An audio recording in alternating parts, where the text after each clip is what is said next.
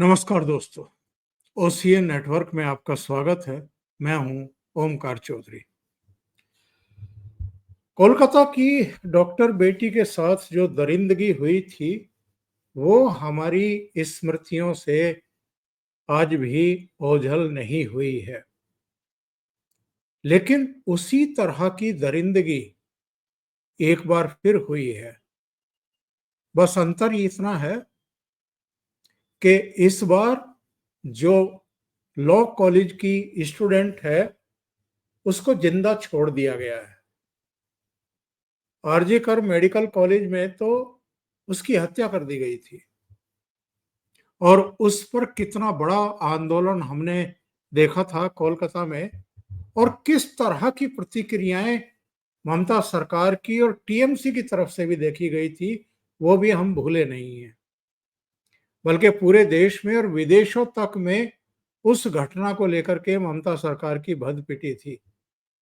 लेकिन हम ये भी जानते हैं कि उसके बाद जो चुनाव हुए थे, उन चुनाव के नतीजों पर तो कोई असर हमें दिखाई नहीं दिया था।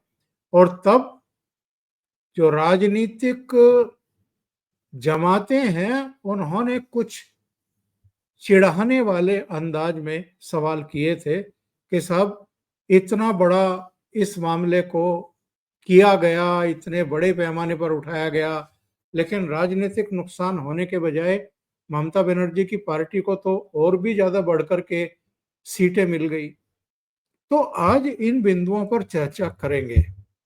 और ये जो नया मामला है, ये लॉ कॉलेज का है। वहां पर एक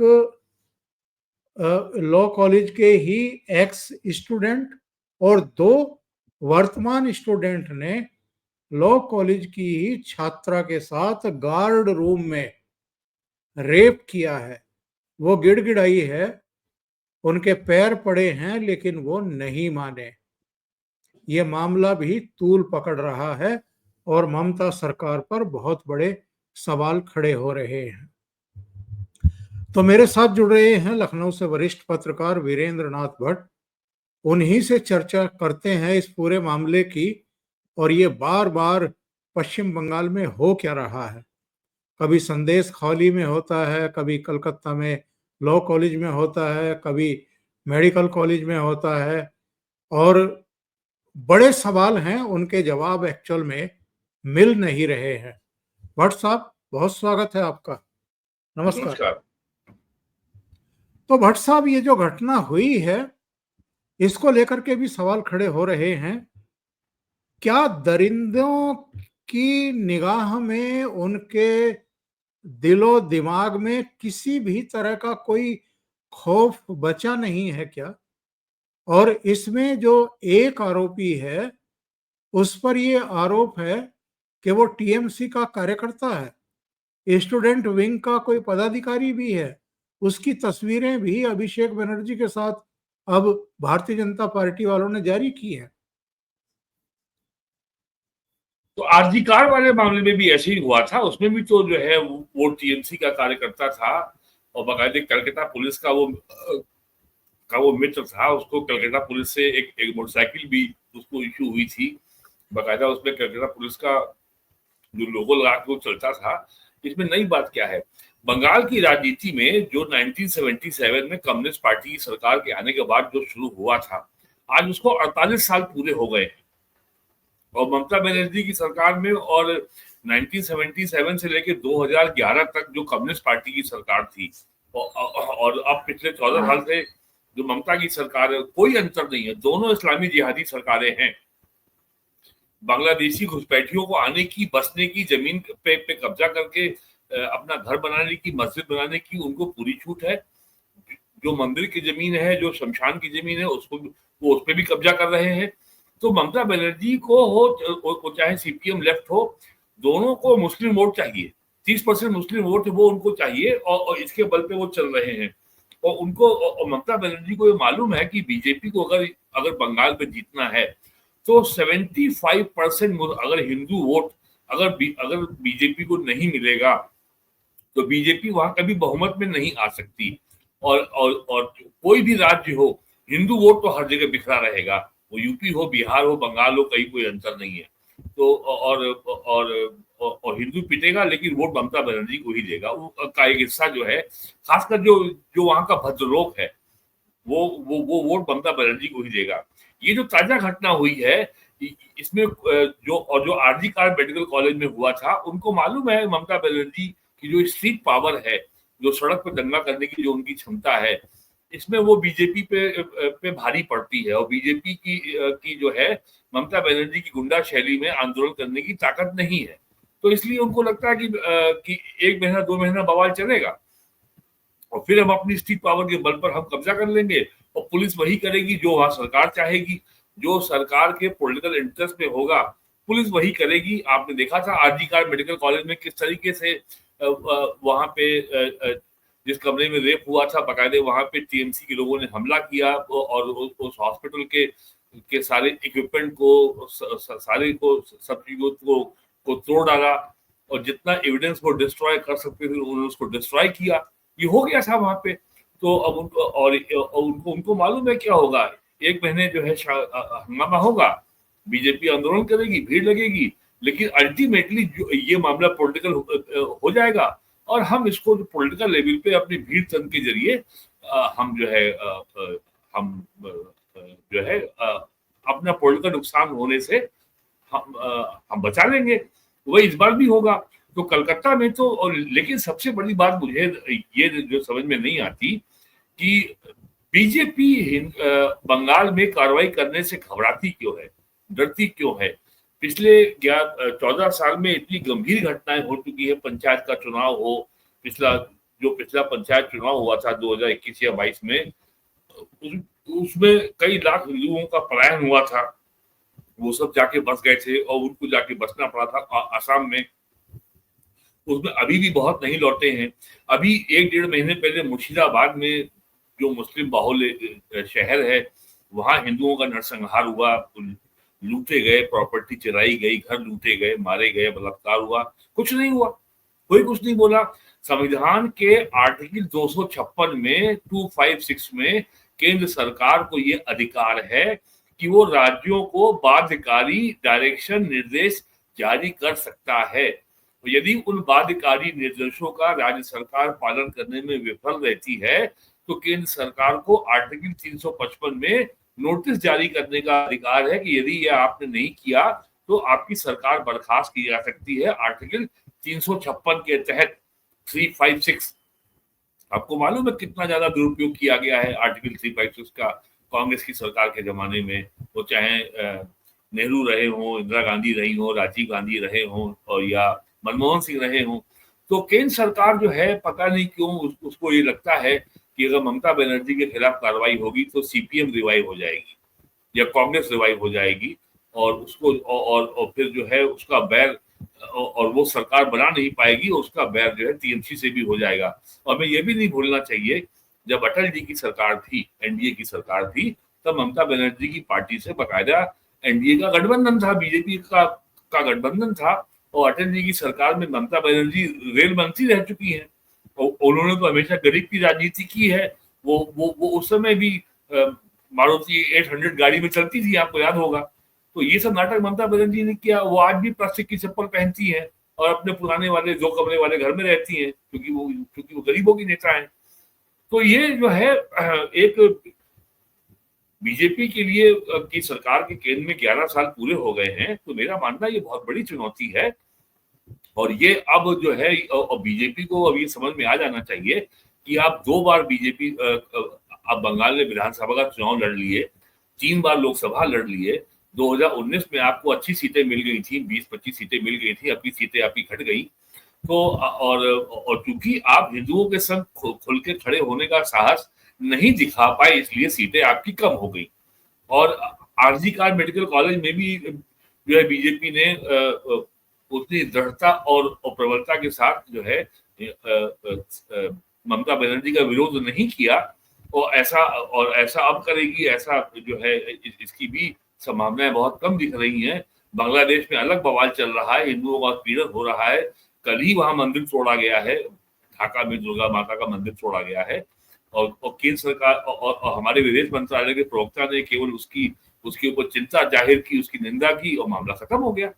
तो ये मामला जो है केंद्र सरकार को अब जो है ये संविधान और अपने जो तात्कालिक राजनीतिक हित हैं भारतीय जनता पार्टी के बंगाल की राजनीति में, उससे ऊपर उठ के देखना होगा। और 11 साल में अब तक जो है केंद्र सरकार ने ममता बनर्जी सरकार के खिलाफ कोई भी कड़ा कदम उठाने का संकेत या साहस नहीं दिखाया है अभी तक। तो इस बार कुछ होगा ऐसी मुझे तो कोई उम्मीद नहीं। आपकी आवाज चली गई। जो वहाँ की प्रदेश इकाई है और जो उसके नेता प्रतिपक्ष हैं शुभेंदु अधिकारी और इनके प्रदेश अध्यक्ष मजूमदार, वो आरजी कर मेडिकल कॉलेज के समय भी सड़कों पर उतरे थे और आज भी सबसे अधिक मुखर अगर कोई दिखाई दे रहा है तो वो शुभेंदु अधिकारी ही दिखाई दे रहे हैं।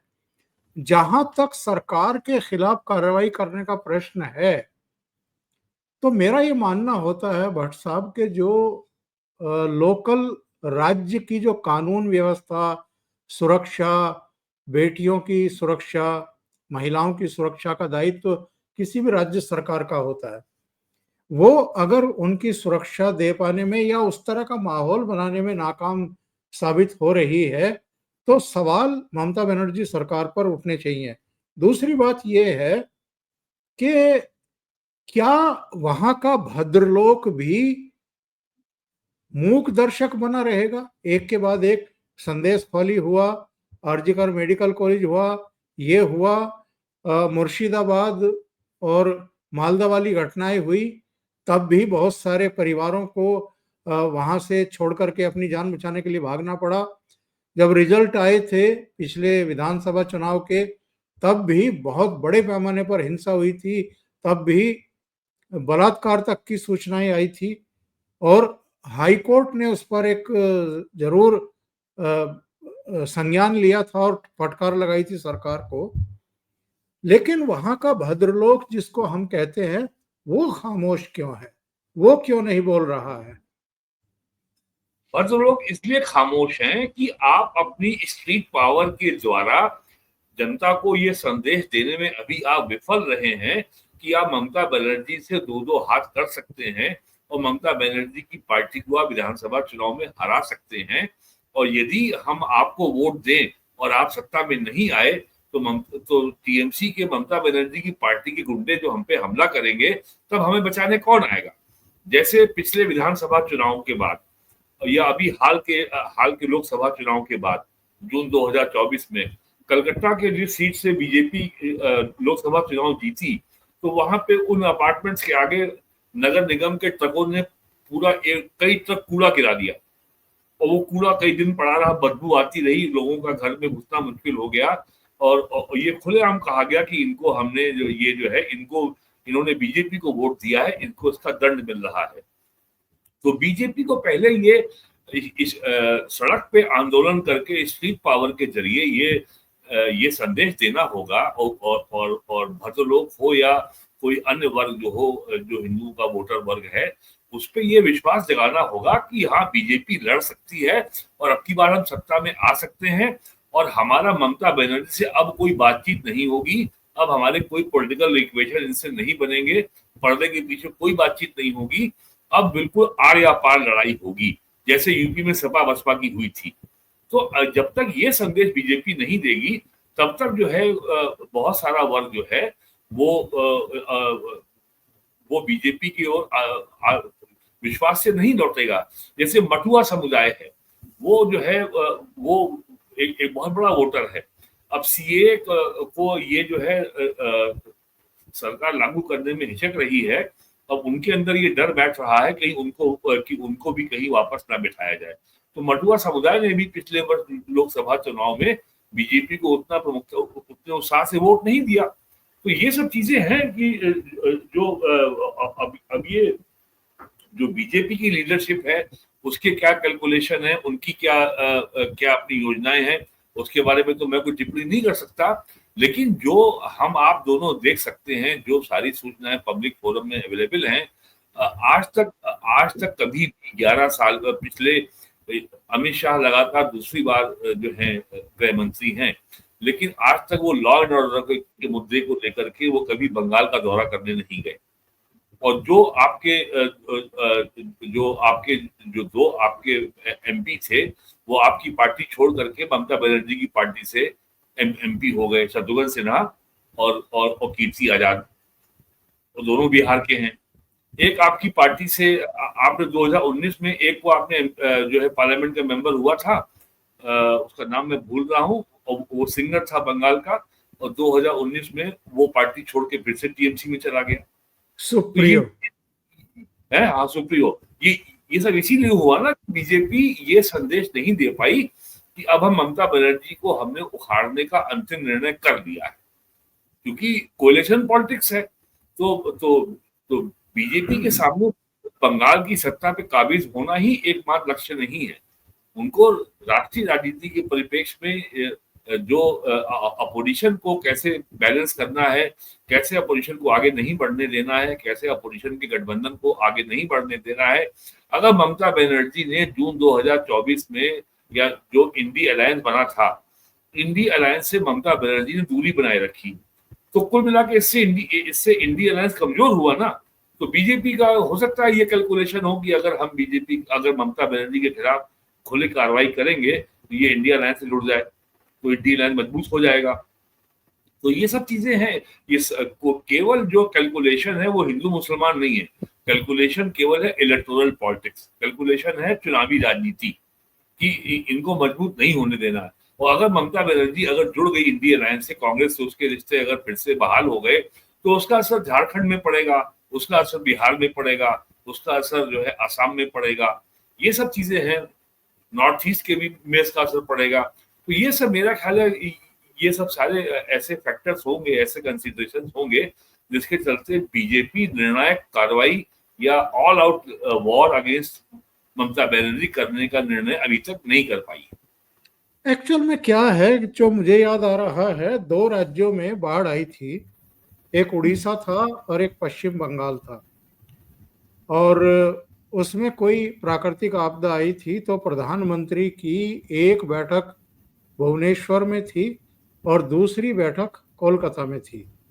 और ममता बनर्जी ने प्रधानमंत्री तक को अपमानित करने में कोई कसर बाकी नहीं छोड़ी थी। इनके चीफ सेक्रेटरी ने, जो प्रधान सचिव था, उसने भी प्रोटोकॉल का पालन नहीं किया था। केंद्र सरकार ने उसके खिलाफ कार्रवाई भी शुरू कर दी थी, तो उसको इस्तीफा दिलवा करके ममता बनर्जी ने फिर दूसरे तरीके से नियुक्त कर लिया था। तो जो ममता बनर्जी, जो राज्य की चीफ मिनिस्टर प्रधानमंत्री को अपमानित कर सकती है, आपको क्या लगता है अगर अमित शाह कानून व्यवस्था की समीक्षा करने के लिए कलकत्ता जाएंगे और मीटिंग करेंगे, तो अमित शाह का सम्मान करेंगी वो? जब वो इस हद तक चली जाती हैं कि नीति आयोग की बैठक में और दूसरी बैठकों में एक आरोप लगा देती है, मिथ्या आरोप लगा देती हैं कि मुझे बोलने नहीं दिया जा रहा, जबकि सबको ये कहा गया चीफ मिनिस्टर्स को कि आप 5-5 मिनट बोलिए। 5 मिनट जब वो बोली तो राजनाथ सिंह ने एक घंटी बजा करके इशारा किया, तो वो अपना मीटिंग ही छोड़ करके बाहर आ गई और मीडिया में कहा कि मुझे बोलने नहीं दिया गया। तो आप ऐसी चीफ मिनिस्टर के राज्य में क्या करेंगे?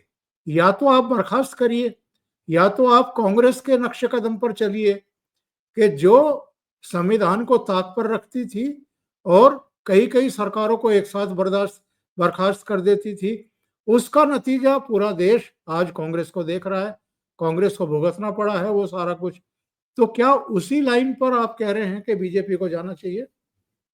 नहीं, बीजेपी को पहले ये आकलन करना होगा कि अगर आप प्रेसिडेंट रूल लगाते हैं तो क्या आपको ये भरोसा है कि आप सत्ता में आ जाएंगे। दूसरी बात, अमित शाह के कलकत्ता जाने की बात में मैं ये नहीं कह रहा हूं कि वो जाके वहां लॉ एंड ऑर्डर की समीक्षा करें। मैं केवल ये केंद्रीय गृह मंत्री को किसी भी अपोजिशन के राज्य में या किसी भी राज्य में जाकर के लॉ एंड ऑर्डर की समीक्षा करने का अधिकार नहीं है, लेकिन जो प्रभावित क्षेत्र है, जो प्रभावित परिवार है, उनसे जाके तो मिल सकते हैं। और जब वो जाएंगे तो जाहिर है कि वो कोई बयान देंगे। कलकत्ता का पुलिस कमिश्नर उनसे मिलने आएगा, होम सेक्रेटरी उनसे मिलने आएगा, वो उनको आके ब्रीफ करेगा क्या हो रहा है। और हो सकता है ममता बनर्जी अलाउ ना करें, लेकिन जो आपने ममता बनर्जी के कृत्यों की आपने चर्चा की, उन्होंने ऐसा ऐसा किया, तो ये बात लोगों को साफ मालूम होनी चाहिए। उत्तर प्रदेश हो, बिहार हो, हरियाणा हो, पंजाब हो या बंगाल हो, जो या आंध्रा हो या केरला हो या तमिलनाडु हो या तेलंगाना हो, कर्नाटक हो, क्षेत्रीय पार्टियों का एकमात्र उद्देश्य होता है बड़ी बड़ी बातें करना, हमेशा विक्टिम कार्ड खेलना और ये केन प्रकरण किसी भी तरीके से सत्ता में बने रहना। वो किसी लोकतंत्र की मर्यादा की, संसदीय मर्यादा की, संवैधानिक मर्यादा का वो पालन नहीं करते। यूपी में 95 में समाजवादी पार्टी ने जिस तरीके से बहुजन समाज पार्टी की उस समय की महासचिव मायावती जी के ऊपर स्टेट गेस्ट हाउस में जो हमला किया था, उनके और उनके ऊपर उनको नुकसान पहुंचाने का प्रयास किया था, वो किस लिए हुआ था? ये कौन सी संसदीय परंपरा है, कौन सी लोकतांत्रिक परंपरा है? वो उनको लग रहा था कि बहुजन समाज पार्टी ने समर्थन वापस ले लिया है, हमारी सरकार गिर जाएगी। सरकार को अगर बचाना है तो बहुजन समाज पार्टी के एमएलए को उठा लाओ, असेंबली बुलाओ और अपना समर्थन जो अपना बहुमत साबित कर लो, सरकार विश्वास मत जीत लो, सरकार बनी रहेगी। ये था। तो क्षेत्रीय पार्टियों ने हरियाणा में क्या क्या किया है, देवीलाल की पार्टी ने, आपने खुद देखा है। अकाली दल ने पंजाब में क्या क्या किया है वो आपने देखा है। यूपी में सपा बसपा ने क्या किया ये हम सब ने देखा है। बिहार में लालू की पार्टी ने क्या क्या उत्पाद मचाया, कैसे लूटा है और कैसा जंगल राज रहा है कि पूरी दुकान कब्जा करना, दुकान में सामान उठवा लेना, घर सब लूट लेना, बस केवल हम तो गरीब हैं, हम तो पिछड़े हैं, इसलिए उनके पास विक्टिम कार्ड तैयार है और उनके पास आज भी जनाधार तैयार है। तो ममता बनर्जी कुछ भी कर सकती हैं। आपको याद होगा कि वो पिछले विधानसभा चुनाव में उन्होंने अपना फर्जी तरीके से पैर तोड़वा लिया था और पूरे इलेक्शन कैंपेन में वो पैर में इलेक्शन वो जो है प्लास्टर बांधे घूमती रही और ये उनका विक्टिम कार्ड था। तो ये रीजनल पार्टीज का ये कैरेक्टर होता है कि वो किसी भी तरीके से सत्ता में बने रहना चाहते हैं और सत्ता में बने रहना जानते हैं। एक्चुअल में मैं यही बताने और समझाने की कोशिश कर रहा था कि जो रीजनल पार्टियों के ये नेता हैं और खास तौर से ममता बनर्जी, वो जितनी एरोगेंट है, उनसे जाकर के प्रधानमंत्री उलझे या गृह मंत्री उलझे, इससे बेहतर है कि जो प्रदेश स्तर की लीडरशिप है वही देखे जो वहां पर है। अच्छा, जो गवर्नर है वो चाहे जगदीप धनखड़ रहे हों या अभी आनंद बोस हैं, वो लोगों के बीच में जाते ही हैं, लोगों से मिलते ही हैं। तो बहुत टैक्टफुली ऐसी लीडरशिप को आपको लेना होता है, देखना होता है और उनके साथ व्यवहार करना होता है। मैं यही बात कह रहा था। अब देखिए, दीघा में अभी जगन्नाथ मंदिर बना है। अब उस जगन्नाथ मंदिर के प्रसाद बनाने का ठेका उसने एक जो है मुसलमान के होटल को दे दिया। बीजेपी इसको मुद्दा बना पाई क्या? नहीं बना पाई। तो ये जो है और बीजेपी के पास अभी भी बंगाल में अपनी लीडरशिप नहीं है। शुभेंदु अधिकारी टीएमसी के नेता थे जो कि बीजेपी में आए हैं और इन्होंने पिछले विधानसभा चुनाव में ममता बनर्जी को विधानसभा के चुनाव में हराया भी था। ये सीधे कॉन्टेक्स्ट में थे। और जो वहां पे जो लीडर अपोजिशन शुभेंदु अधिकारी है और जो प्रदेश अध्यक्ष है, उन दोनों की बनती भी नहीं है। तो रीजनल पार्टी और राष्ट्रीय पार्टी में अंतर ये होता है कि रीजनल पार्टी में 1 से लेकर 100 तक एक ही नेता होता है, यानी जो पार्टी का फाउंडर है। और ये कहा जाता है कि रीजनल पार्टी में जो परिवार ही पार्टी है और भारतीय जनता पार्टी में पार्टी परिवार है। ये समाजवादी पार्टी में अखिलेश यादव का परिवार ही पार्टी है, लेकिन बीजेपी में नरेंद्र मोदी और अमित शाह का परिवार पार्टी नहीं है। वो लोग एक परिवार के सदस्य हैं। ये एक फर्क हो जाता है। तो ये क्षेत्रीय पार्टियों का जो लीडरशिप है और जो पूरा संगठन पे जो कंट्रोल है वो इतना सेंट्रलाइज्ड होता है। और वहां पे अब टीएमसी में 2 ही लोग हैं, या ममता बनर्जी या उनका भतीजा अभिषेक बनर्जी। तीसरा कौन है? जो भी है उनकी कृपा पे है। तो ये समस्या रहती, इसलिए जो है एक राष्ट्रीय पार्टी के जो अपने विकल्प होते हैं वो सीमित हो जाते हैं। अभी जानकारी आ रही है कि राष्ट्रीय महिला आयोग ने कलकत्ता के हाँ, ये पुलिस खबर, कमिश्नर जी, को जी। एक चिट्ठी लिखी है और इस पूरे मामले में जो लॉ स्टूडेंट के साथ बलात्कार हुआ है सामूहिक, उस पर त्वरित कार्रवाई करके रिपोर्ट देने के लिए कहा है। वीरेंद्र जी, बहुत बहुत धन्यवाद आपका जुड़ने के लिए। आप जुड़े और बहुत महत्वपूर्ण मुद्दे पर आपने चर्चा की और चिंता जाहिर जताई कि बंगाल को लेकर के जो बीजेपी की टॉप लीडरशिप है वो जो हिचकती रही है, वो भी एक बड़ी वजह है कि ममता बनर्जी का पूरा शासन तंत्र जो है वो बेपरवाह रहता है या लापरवाही में दिखाता है, और वहाँ जो गुंडे किस्म के लोग हैं, बदमाश किस्म के लोग हैं, वो खुल करके इस तरह की हरकतें करते रहते हैं आए दिन।